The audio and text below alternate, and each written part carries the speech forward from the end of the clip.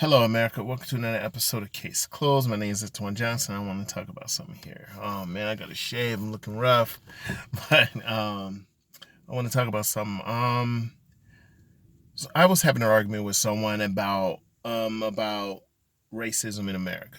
They was telling me how I never lived what my ancestors did, so why am I tripping?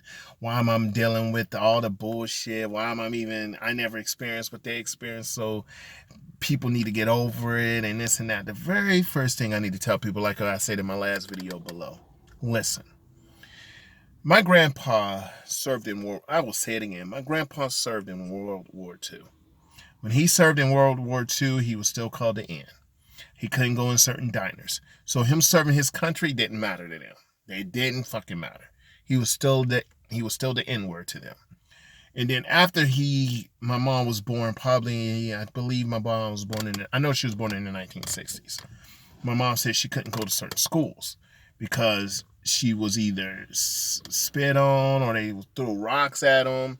They say you will not welcome in school and this and that. And then all of a sudden, my mom had to go to a whole new different school. I believe my grandparents had to move to a low income area, and it kept, it is what it is. And then we were born in the 1980s, and when we was born in the 1980s, I went to a school called Norwood Elementary School back in the 80s. I don't know if it's still there.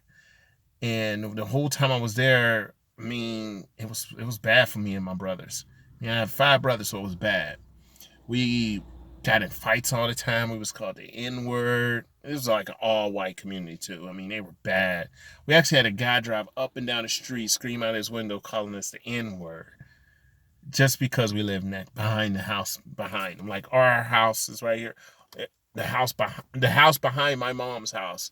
He lived there and he hated us. He hated us. So we didn't do anything. We just was living there. We was little. And we were still called the N word. We was called this. We had fights, got chased home, got jumped. We used to always have to fight. We won a lot of fights, but you can't beat up 20 fucking white kids if they're trying to jump you and beat you, so you just better run.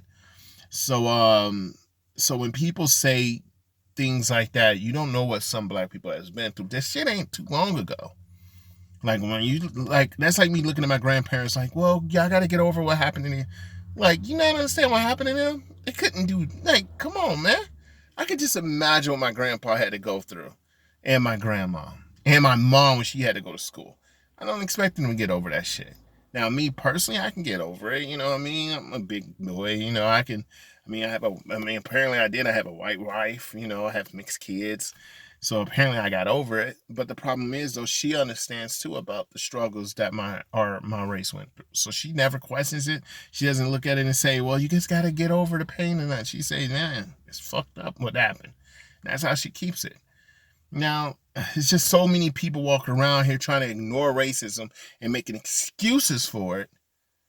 But it's like you're not trying to solve the problem. And then some people say, well, how can we solve the problem? That's a key word that America hasn't found out yet.